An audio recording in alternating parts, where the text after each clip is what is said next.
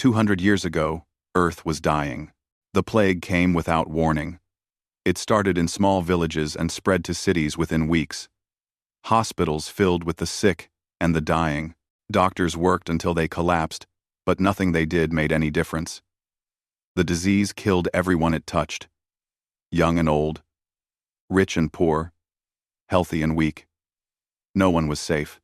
In 6 months, 2 billion people were dead. In 1 year, another billion followed. The governments of Earth stopped counting after that. There was no point. Everyone knew how this story would end.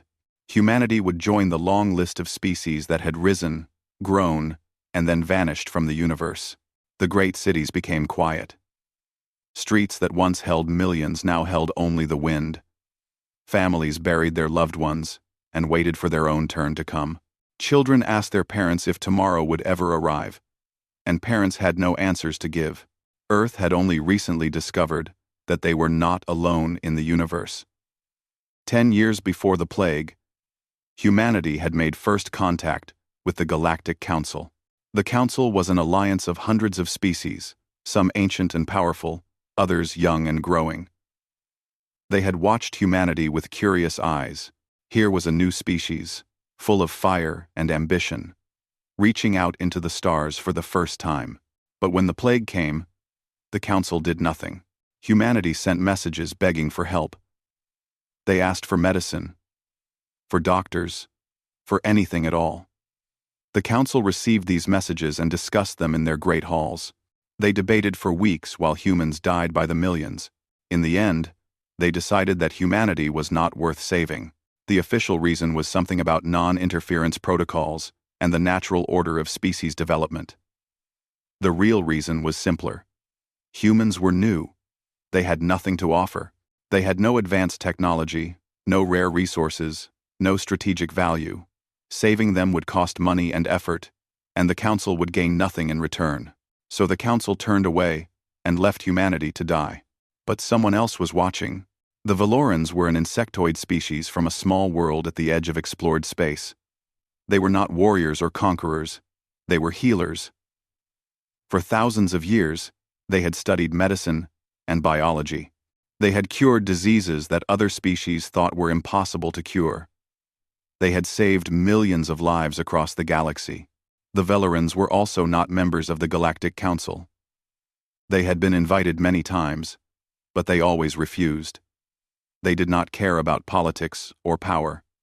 They only cared about helping those who needed help. When the Valorans learned about Earth's plague, they did not debate or discuss. They did not calculate costs or benefits.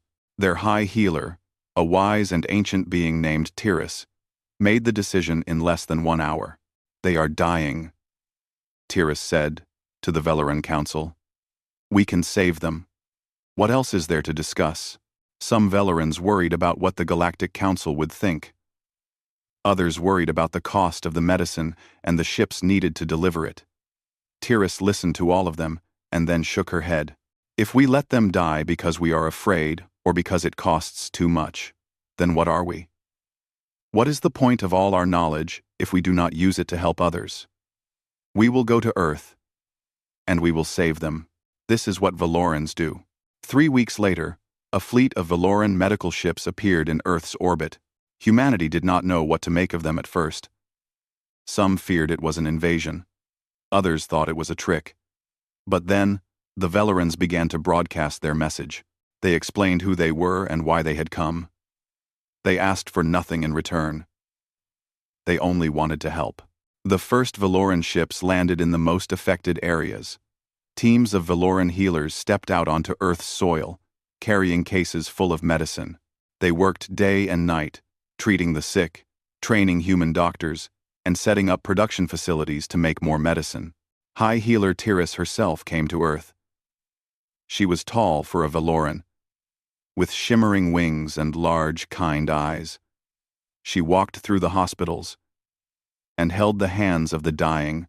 She spoke to frightened children and told them that everything would be all right. And slowly, impossibly, it became true. The medicine worked. People who had been hours from death began to recover. The plague that had seemed unstoppable began to retreat. Within 6 months, the disease was under control. Within 1 year, it was gone completely. Humanity had survived. On the day the last patient was declared cured, the leaders of Earth gathered to thank the Valorans. They offered money, resources, technology, anything the Valorans wanted. They knew they could never truly repay what the Valorans had done, but they wanted to try. High Healer Tiris refused everything. "We did not come here for payment," she said. "We came because you needed help and we could give it. That is enough for us." The human leaders did not know what to say. In their experience, no one did anything without wanting something in return. But the Valorans truly wanted nothing. They were already preparing to leave. Before they left, Captain Park Do-hyun asked to speak with High Healer Tiris privately. Do-hyun was a young officer in Earth's small space fleet. He had lost his entire family to the plague before the Valorans arrived. He had watched his world die, and then watched it come back to life because of the kindness of strangers. "I need you to understand something," Do-hyun said to Tiris. "What you have done here will never be forgotten. Humans remember. We remember those who hurt us. Yes, but we also remember those who help us. We remember our debts." Tiris smiled gently. "There is no debt. We did what was right." "Maybe there is no debt for you," Do-hyun said. "But there is one for us. And one day, if you ever need anything at all, you call us, and we will come. I swear this to you on behalf of all humanity." Tiris looked at the young human for a long moment. She could see that he meant every word. She reached out and touched his shoulder with one of her delicate hands. "I believe you," she said, "but I hope that day never comes." The Valorans left Earth the next day. They returned to their homeworld and continued their work of healing. They never spoke of what they had done for humanity. It was simply one more good deed in their long history of good deeds. But humanity did not forget. Captain Park Do-hyun wrote the promise into humanity's founding charter when they formed the United Earth government. The words were simple. "When the Valorans call, we answer." Every human child learned about the Valorans in school. Every human leader swore to uphold the promise. Every year, on the anniversary of the day the Valorans arrived, humanity held a day of remembrance. They told the stories of those dark times and of the strangers who had saved them when no one else would. 200 years passed. Humanity grew strong. They built great ships and explored the stars. They joined the Galactic Council and became a respected, if minor, power. They made friends and enemies, traded and fought, laughed and cried. And through it all, they waited. They waited for the day when the Valorans would call. They waited to repay their debt. Some younger humans wondered if that day would ever come.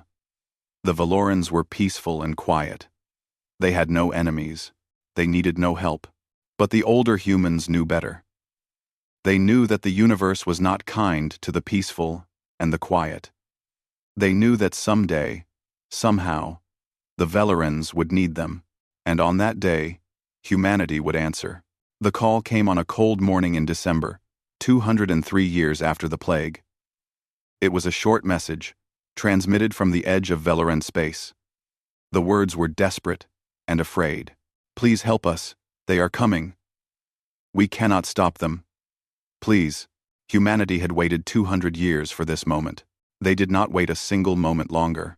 The message arrived at Earth's Central Command at 6:47 inches the morning. It was picked up by a young communications officer named Shin Eun-ji. She was tired from a long night shift and was looking forward to going home. But when she saw where the message came from, she forgot all about being tired. Valoran space. The Valorans were calling. Eun-ji played the message 3 times to make sure she understood it correctly. Then, she sent it immediately to her commanding officer. Within 10 minutes, the message had reached the highest levels of Earth's government. Within 1 hour, an emergency meeting of the World Assembly was called. Admiral Lee Sora was the commander of Earth's United Fleet.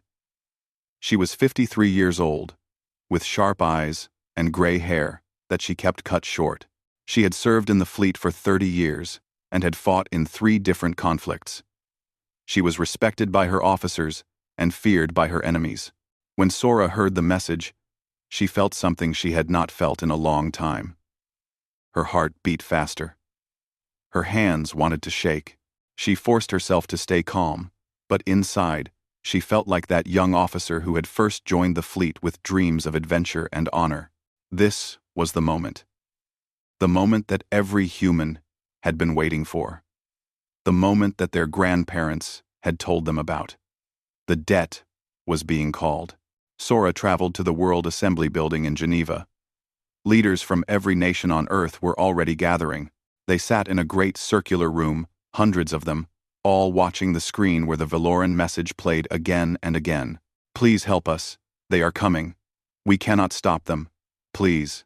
The voice belonged to a Valoran communications officer. In the background, they could hear explosions and screaming. The message cut off suddenly. As if the transmission had been destroyed, the assembly chairman, an old man named Director Quan, called for order. The room fell silent. We have received additional intelligence, Quan said. The Valorans are under attack by the Dominion of Krath. A murmur went through the room. Everyone knew about the Krath. They were one of the most feared species in the galaxy. Reptilian warriors who had been conquering other worlds for 10,000 years. They had never lost a war. They showed no mercy to those they defeated. Some species they enslaved. Others they simply destroyed. The Krath fleet numbers over 3,000 warships, Quan continued. They have already broken through Valoran defenses and are blockading the planet. Our estimates suggest that Valoran Prime will fall within 2 weeks. What about the Galactic Council? Someone asked. Surely they will intervene? Quan shook his head. The Council has declared this conflict outside their jurisdiction.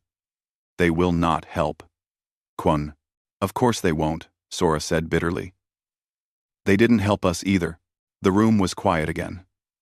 Everyone was thinking the same thing. 200 years ago, the Council had left humanity to die. Now, they were leaving the Valorans to die. Nothing had changed. What are our options? Quan asked.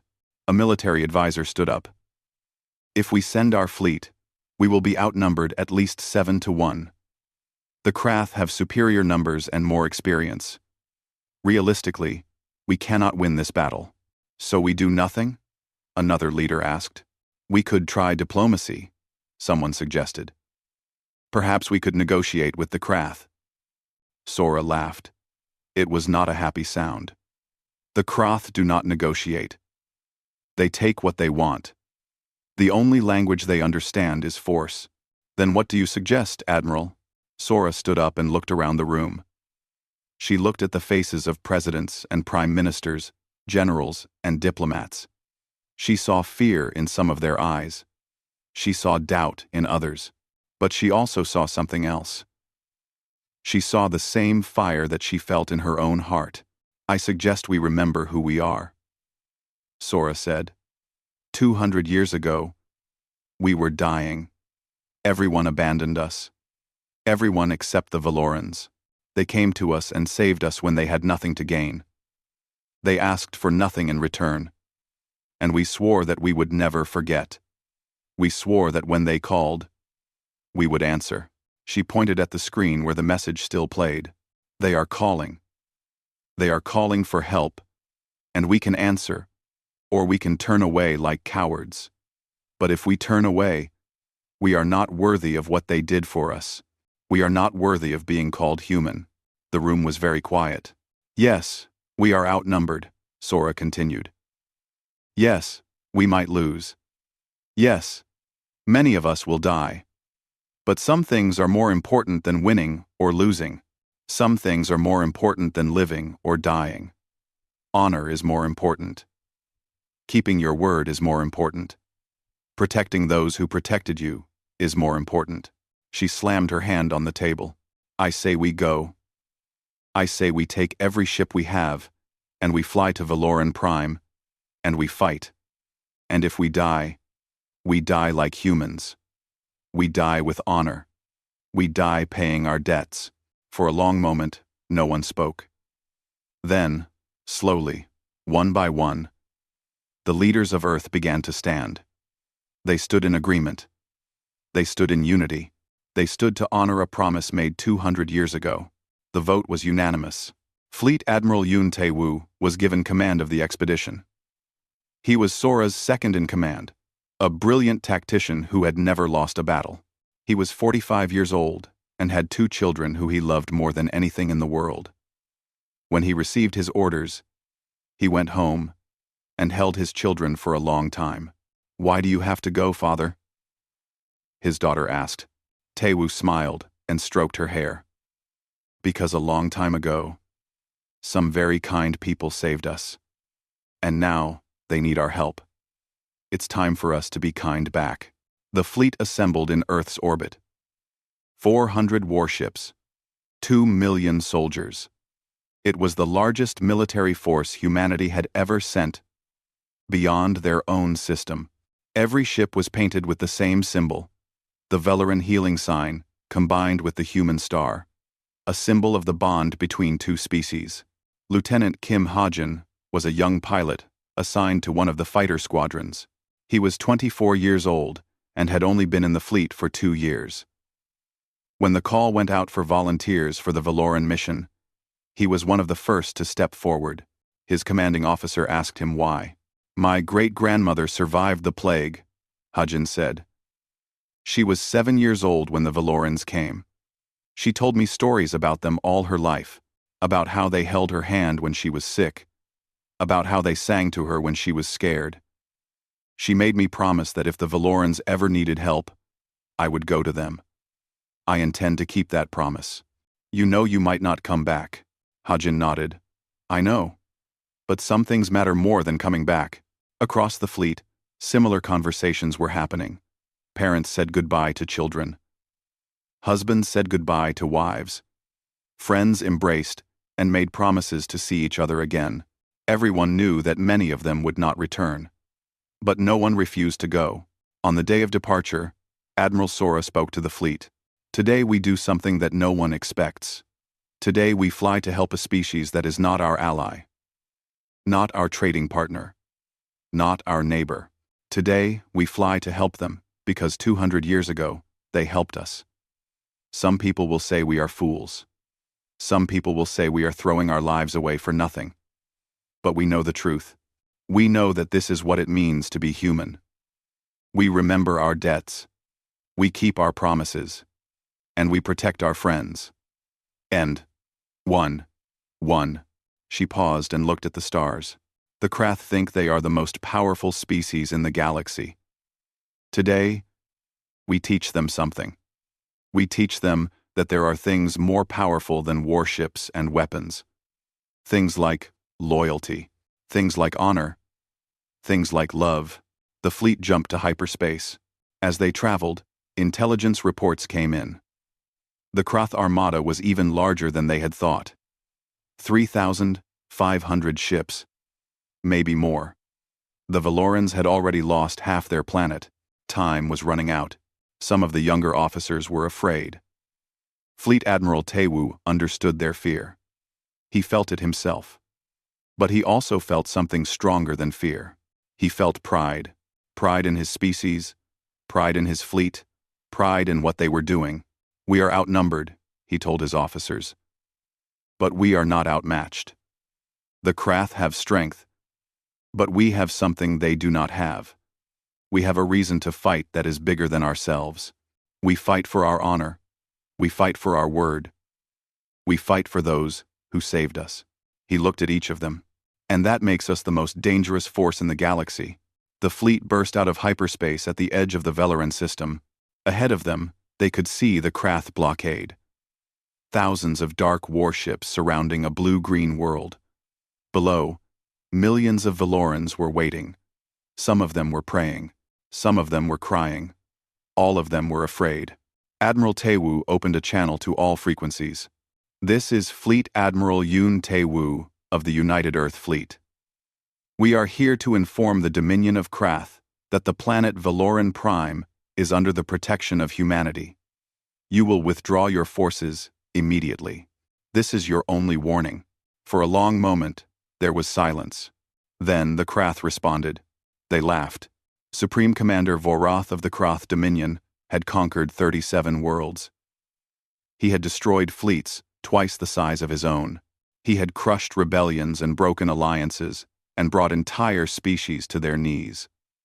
In all his years of war, he had never been afraid of anything.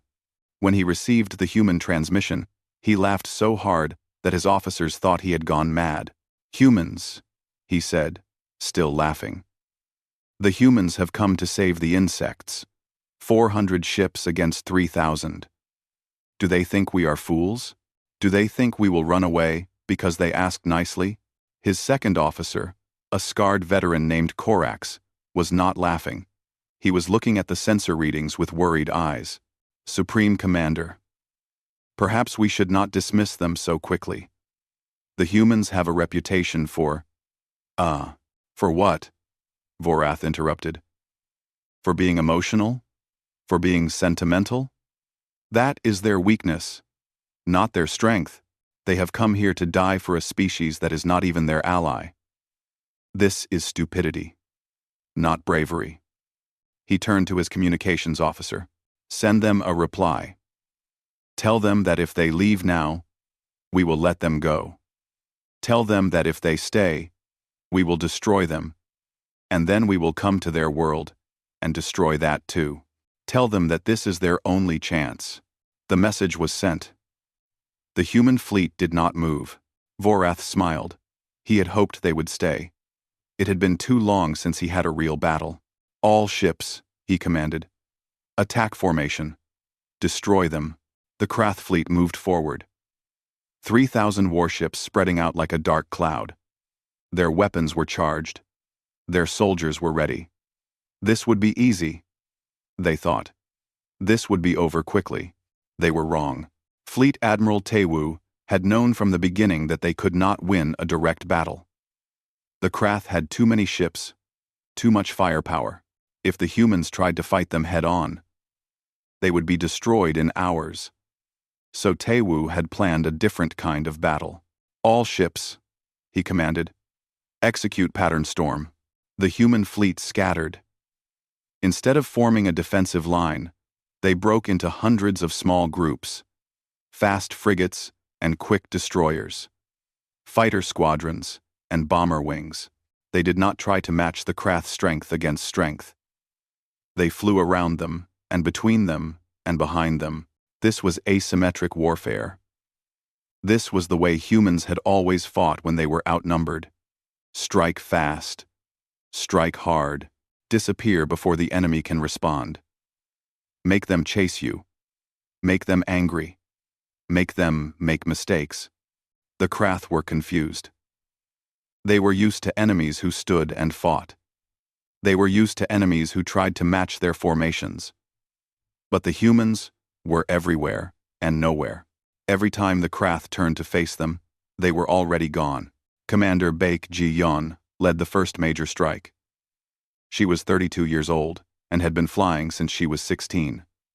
She commanded a squadron of fast attack ships called the Storm Ravens. Her mission was simple and almost certainly fatal. Break through the Krath lines and destroy the shield generators on Vorath's flagship. "Ravens," she said to her squadron.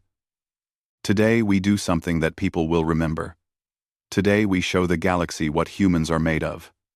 Stay close, stay fast, and whatever happens, don't stop." The Storm Ravens dove into the heart of the Krath fleet. They twisted and turned between the massive warships. Laser fire filled the space around them. Ships exploded on every side. But they kept going. Ji-yeon could see the flagship ahead. It was enormous. Bigger than anything she had ever seen. The shield generators were at the back, protected by dozens of weapons platforms. There was no way to reach them and survive. She opened a channel to her squadron. "I'm going in alone," she said. The rest of you pull back and... No. It was Lieutenant Kang Yuna, her second in command. We came here together. We finish this together. One by one, the other pilots agreed. None of them would leave. None of them would let her go alone. Ji-yeon felt tears in her eyes. She blinked them away. All right, she said. Together then. All power to forward shields. Target the generators. And remember, make it count. The Storm Ravens made their final attack. 15 ships flying straight at the flagship. The Kroth fired everything they had. But the humans did not stop. They did not slow down. They flew through fire and death, and they did not stop. The shield generators exploded. The flagship's defenses went down. Ji-yeon's ship was hit. Then hit again. Alarms screamed. Fire filled the cockpit. But she saw the explosion. She saw the shields fall. And in her last moment, she smiled.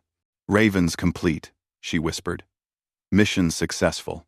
Across the fleet, humans saw the flagship's shields fall. A cheer went up. Commander Baek, Ji-yeon, and her Storm Ravens had done the impossible. They had given humanity a chance. Fleet Admiral Tae-woo did not waste that chance. All capital ships, he ordered. Target the flagship. Fire. 200 human warships turned their weapons on Vorath's flagship. Without shields, the massive ship had no defense. Missiles and laser fire tore into its hull. Explosions ripped through its decks. The flagship broke apart and died. But Vorath was not on it. He had transferred to another ship when he saw his shields failing. He was alive, and he was furious. All ships, he roared. Destroy them. Destroy them all. I want every human ship turned to dust. The battle became chaos. Kroth ships rushed forward, abandoning their formations, driven by rage. This was what Tae-woo had wanted. Angry enemies made mistakes. Disorganized enemies were easier to fight. The humans used every trick they knew. They hid behind asteroids and attacked from surprise. They pretended to retreat and then turned to fight. They sent fake signals and created confusion. They fought like they had always fought, ever since the ancient days on Earth, when small armies defeated large ones through cleverness and courage. Lieutenant Kim Ha-jin flew his fighter through the battle like a man possessed. He had already destroyed 3 Kroth ships and damaged several more. His fighter was covered in scorch marks, and one of his engines was failing, but he did not stop. He saw a group of Kroth bombers heading toward a human medical ship. The medical ship was evacuating wounded soldiers. It had no weapons. If the bombers reached it, everyone would die. Ha-jin flew to intercept them. There were 6 bombers. He was alone. His weapons were almost empty. But he did not hesitate. He destroyed 2 bombers with his remaining missiles. He crashed his fighter into a third. Ejecting at the last moment, he floated in space and watched the other bombers turn to chase him instead of attacking the medical ship. He had saved them. He had saved everyone on that ship. A human rescue shuttle picked him up 20 minutes later. The first thing he asked was whether the medical ship had escaped. When they told him it had, he closed his eyes and smiled. The battle raged for 6 hours. 6 hours of fire and death and courage. The humans lost 180 ships, but they destroyed over 1,200 Kroth vessels. They broke the blockade. They opened a path to Velaran Prime. Vorath could not believe what was happening. He had fought hundreds of battles. He had never seen anything like this. These humans were not fighting like soldiers. They were fighting like maniacs. They were fighting like they did not care if they lived or died. What is wrong with them? He demanded. Why won't they retreat? Why won't they surrender? Korex looked at his commander with tired eyes. Because they did not come here to survive, he said. They came here to win. There is a difference. Then the sensors detected new ships arriving. Kroth reinforcements. Another 2,000 warships. The humans were surrounded now. There was no escape. Vorath smiled. Finally, this madness would end. But Fleet Admiral Tewu did not retreat. He did not try to escape. Instead, he gave an order that shocked everyone, including his own officers. All ground forces, he commanded, prepare to deploy. We are landing on Velaran Prime. His officers stared at him. Sir, if we land our ground forces, we will have no reserve. We will have nothing left. Tewu looked at the planet below. Blue and green and beautiful. Millions of innocent lives waiting to be saved or lost. The Valorans cannot fight, he said. They have no soldiers. If the Krath land, they will be slaughtered. We will not let that happen. We will protect them with our ships as long as we can. And when our ships are gone, we will protect them with our bodies. He opened a channel to the entire fleet. All personnel, listen to me. I know what I am asking. I know that many of us will not survive this day. But I also know why we came here. We came here because 200 years ago, the Valorans saved our grandparents and great-grandparents. They saved them when no one else would. Today, we save them. Whatever it takes, whatever it costs. He paused. Make them remember us. Make them remember that humans keep their promises. The transport ships launched. 2 million human soldiers heading down to Valoran Prime. Heading down to fight and die for people they had never met. Across the galaxy, other species were watching. They had tapped into the battlefeeds. They had expected to see humans die quickly. Instead, they saw something else. They saw a species that would not give up. A species that would not break. A species that would sacrifice everything for a debt that was 200 years old. They did not understand it. But they could not look away. Something was happening at Valoran Prime. Something that would change the galaxy forever. The first human boots hit the soil of Valoran Prime at sunset. The sky was orange and red, filled with smoke from the burning cities. In the distance, Krath landing ships were already touching down, releasing thousands of reptilian warriors. The invasion had begun. Sergeant Han Mireille was one of the first soldiers on the ground. She was 31 years old and had served in 3 combat zones. She was hard and tough, and she did not scare easily. But when she saw the Velaran capital city, she felt her heart break. The city was beautiful. Tall spires of crystal and glass, gardens that floated in the air, bridges made of light. The Valorans had built something wonderful here, something peaceful, and now it was dying. Mireille gathered her platoon around her. 20 soldiers, all of them young, all of them afraid. She looked at each of their faces, and she told them the truth. This is going to be bad, she said. The Krath are brutal, and they outnumber us. A lot of us are not going to make it home. But I want you to remember something. I want you to remember why we're here. We're not here for glory or victory. We're here to protect people who cannot protect themselves. Every minute we fight, that's another minute for the Valorans to evacuate. Every street we hold, that's another 1,000 lives we save. That's what matters. That's what we're dying for. She checked her weapon and looked toward the city. Now let's go to work. The streets of the capital were filled with fleeing Valorans. They were insectoid beings, tall and thin, with shimmering wings and large eyes. They moved in great crowds, carrying their children and their elderly, trying to reach the evacuation ships. They had never seen war before. They did not know how to fight. All they knew was fear. When they saw the human soldiers, they stopped. They stared. They could not understand why these strangers had come to die for them. Mireille and her platoon took up positions at a major intersection. From here, they could protect 3 evacuation routes. The Krath would have to go through them to reach the civilians.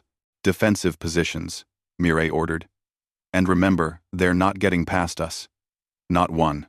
The first Krath attack came 30 minutes later. 200 reptilian warriors charged down the main street, firing their weapons and screaming battle cries. They were massive creatures, twice the size of humans, with scales like armor and claws like knives. They had conquered worlds. They had never been stopped. They were stopped now. Mirai's platoon held their ground. They fired from cover, moving and shooting, never giving the Krath an easy target. The street became a killing zone. Krath warriors fell one after another. They had expected the humans to run. They had expected easy prey. Instead, they found soldiers who would not move. The attack failed. The Krath retreated, leaving dozens of their dead behind. Mirai's radio crackled. It was command. Sergeant Han, we have a priority mission. A Velaran hospital 3 blocks north. 2,000 patients, including children. The Krath are moving toward it. You need to hold them off until evacuation is complete. Mirai looked at her platoon. They had already lost 4 soldiers in the first attack. They were tired and scared and low on ammunition. But none of them hesitated. We're moving, she said. Let's go. They reached the hospital just as the Krath arrived. There were at least 500 enemy soldiers, supported by armored vehicles. Inside the hospital, Velaran doctors were frantically trying to move patients. Many of them were too sick to walk. Many of them were children. Mirai positioned her platoon in front of the hospital doors. 16 soldiers against 500. It was impossible. But impossible was all they had left. Nobody gets inside, she told them. Nobody. Terror. Private Choi Sojun was the youngest soldier in the platoon. He was 19 years old and had only finished basic training 2 months ago. He had joined the military because he wanted to be a hero.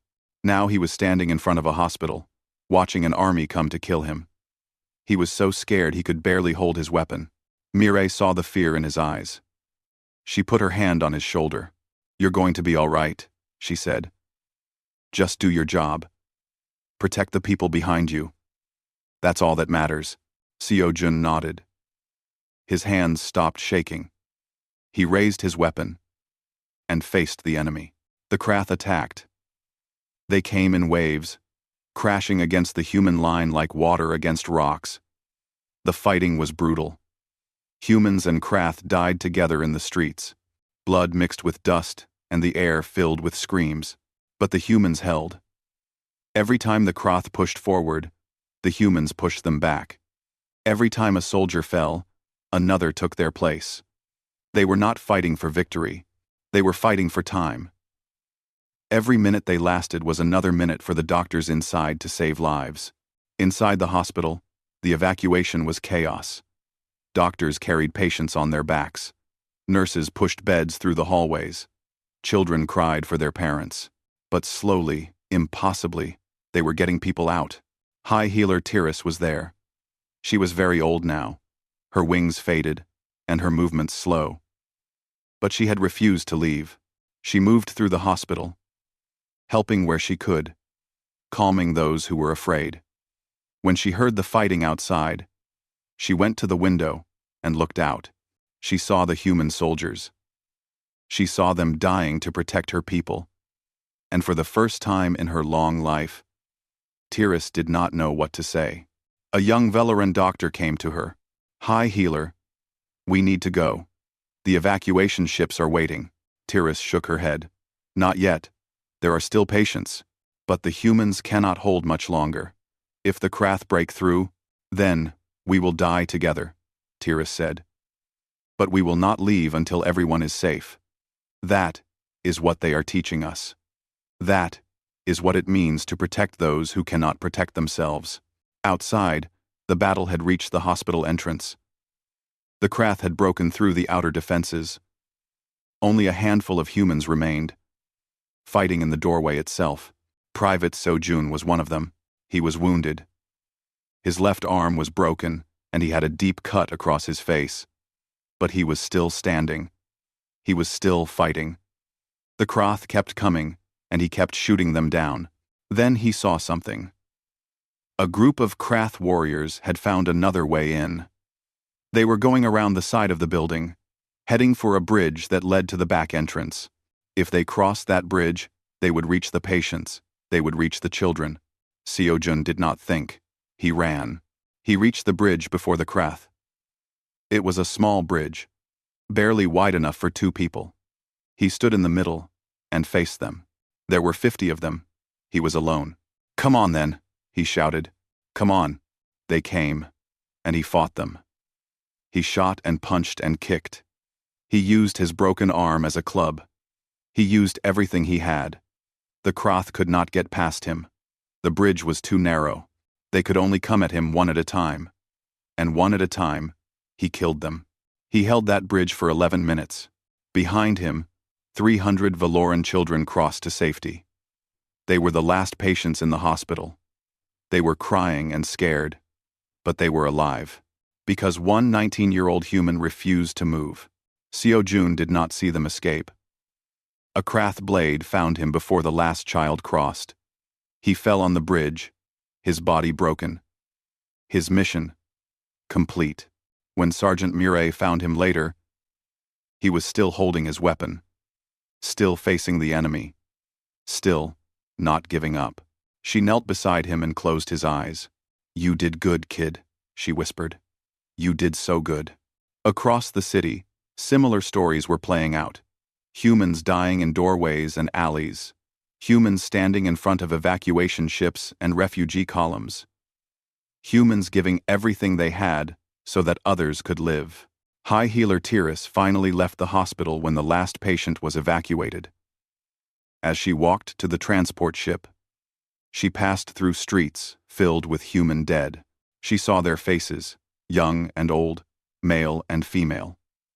They had come from so far away to die in a place they had never seen, for people they had never met. She did not understand it, but she honored it. When she reached the transport ship, she asked to send a message to the entire galaxy. The communications officer said it was too dangerous, that the Krath might intercept it. Tiris did not care. "Send it," she said. "Everyone needs to see this." The message went out on all frequencies. Tiris stood in front of the camera, her old face filled with emotion, and she spoke. "I am High Healer Tiris of Valoran Prime. 200 years ago, my people traveled to a dying world called Earth. We gave them medicine and saved them from a plague. We asked for nothing in return. We did it because it was right." She paused. "Today, the children of those people we saved came to our world. They are dying for us. They are dying by the thousands to protect our hospitals and our children and our homes. They are dying to repay a debt that we never asked them to repay." Tears rolled down her face. "I have lived for 300 years. I have seen many things, but I have never seen anything like this. This is what humanity is. They remember their debts. They keep their promises. They protect their friends, even if it costs them everything." She looked directly into the camera. "To the people of the galaxy, watch what is happening here. Watch and remember. This is what loyalty looks like. This is what honor looks like. These humans are showing us something that many of us have forgotten, that some things are worth dying for." She wiped her eyes. "We saved them because it was right. They are dying for us because they remember. This is the measure of a species. This is the measure of humanity." The message went viral. Every species in the galaxy saw it. They saw the human soldiers fighting and dying. They saw the Valoran children being carried to safety. They saw what was happening on Valoran Prime, and something began to change. Species that had ignored humanity for years started to pay attention. Species that had thought humans were primitive and emotional started to see them differently. A human saying began to spread across alien networks, translated into 1,000 different languages. "Pay your debts. Keep your promises. Protect your friends."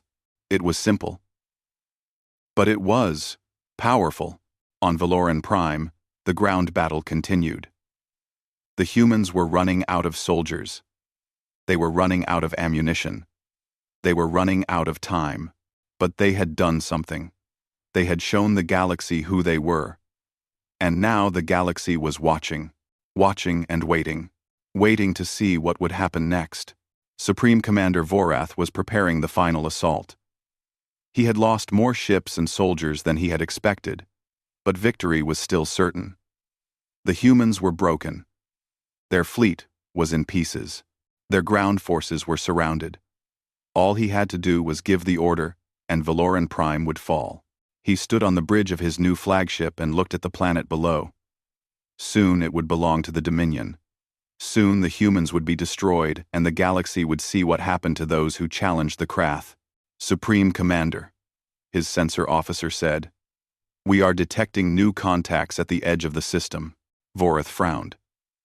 "Reinforcements? How many?" The sensor officer checked his readings, then checked them again. His face went pale. "Sir, I am detecting." Ships were appearing at the edge of the Valoran system. First dozens, then hundreds, then more. The first to arrive were the Rillians.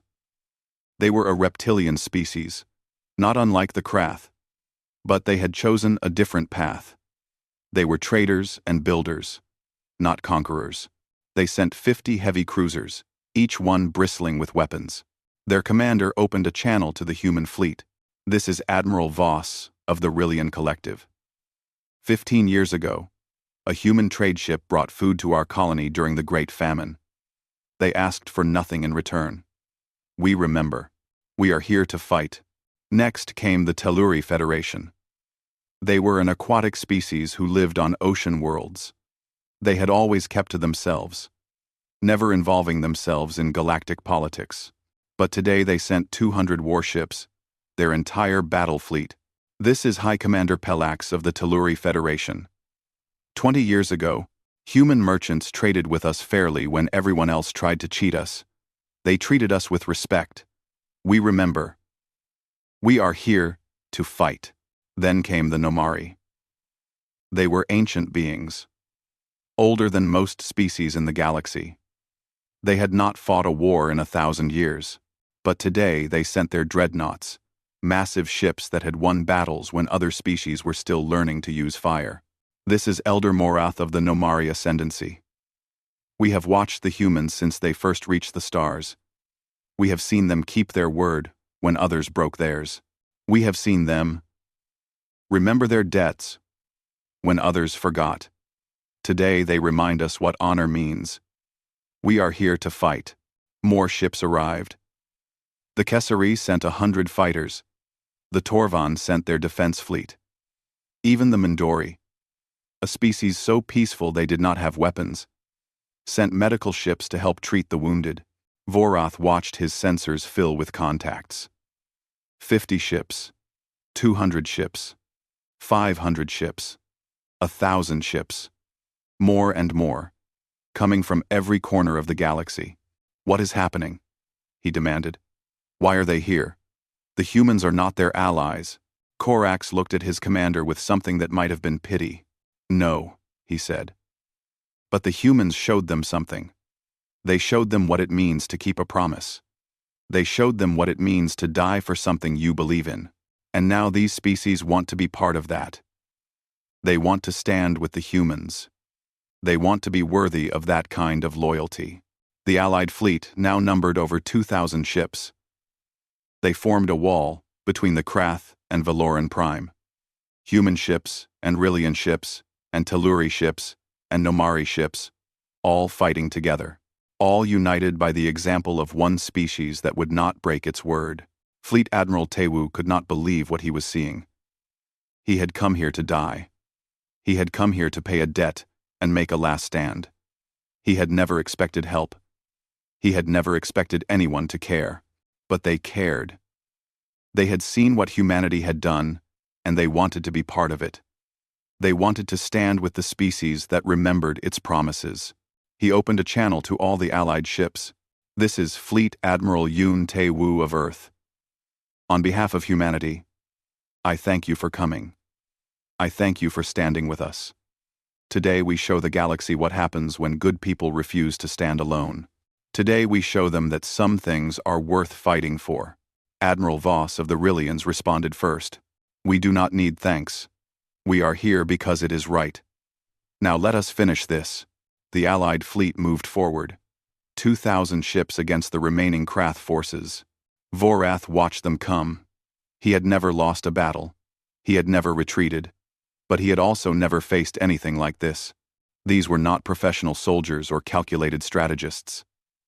These were species that had been inspired. Species that believed in something. And that made them dangerous. For the first time in his life, Vorath was not sure he could win. The battle began. It was massive and brutal. Ships exploded on both sides.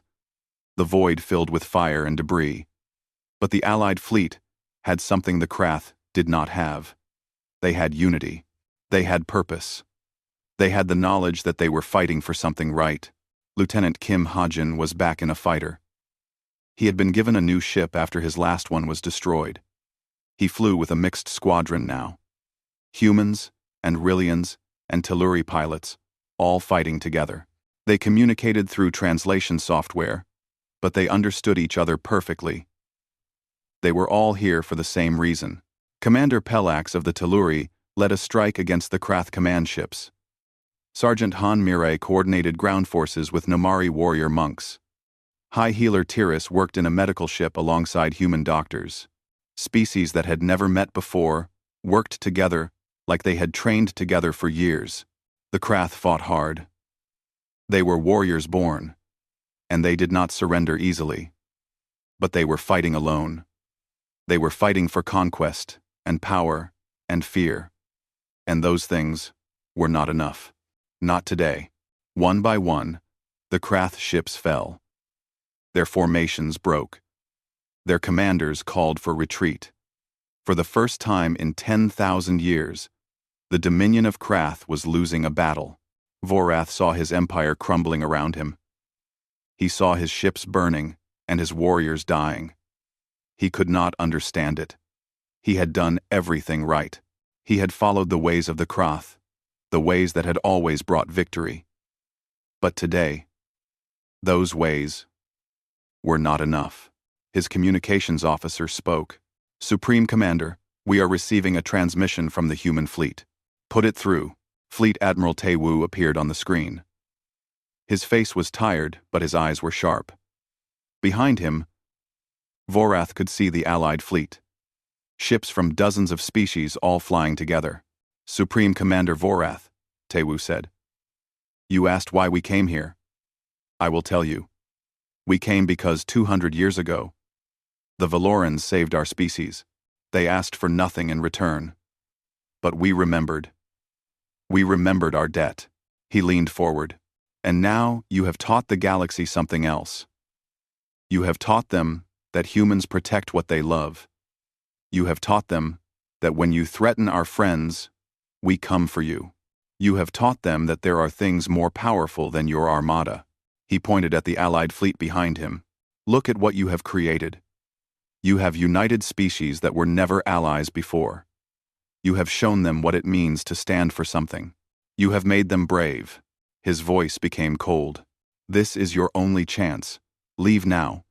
Return to your space and never threaten Valoran Prime again. If you refuse, we will destroy you. And then we will come to your homeworld, and we will make sure you never threaten anyone again." For a long moment, Vorath was silent. He looked at his sensors. Half his fleet was gone. The Allied forces outnumbered him now. His warriors were tired and afraid. He could continue fighting. He could die with honor. But he would lose. For the first time in his life, he would lose. "All ships," he said quietly. The Krath fleet turned and ran. They jumped to hyperspace and disappeared. The Battle of Valoran Prime was over. The cheering started slowly. A few ships at first. Then more and more. Human ships, and Rillian ships, and Telluri ships. All celebrating together. They had won.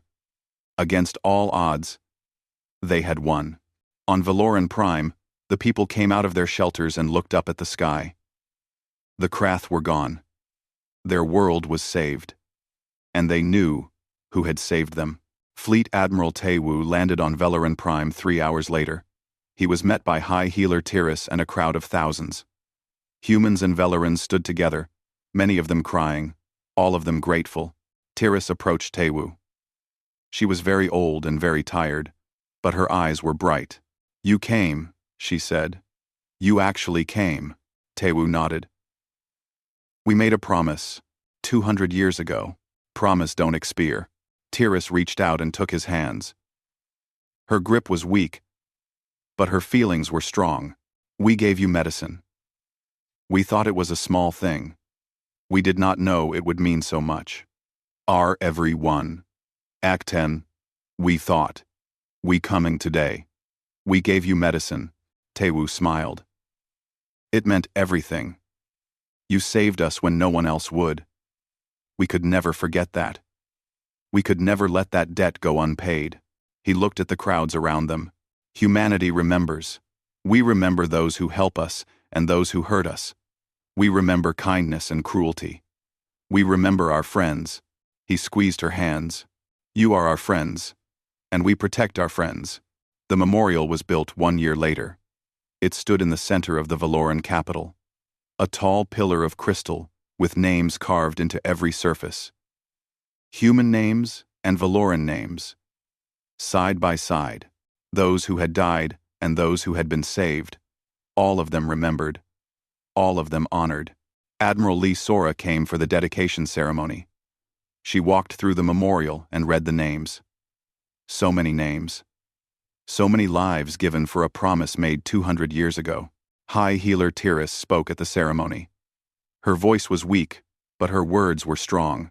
"They gave us medicine," she said. "They gave us everything."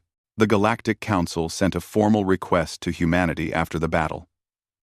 They wanted humans to join as a senior member, with full voting rights and a seat on the High Council. They said humans had earned it. They said humans had shown what they were made of.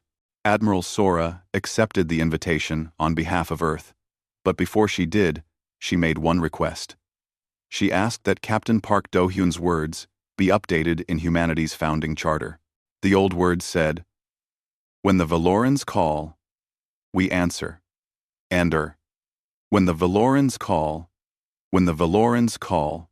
The new word said, "When anyone calls, we answer," because that was what humanity had learned. It was not enough to remember one debt.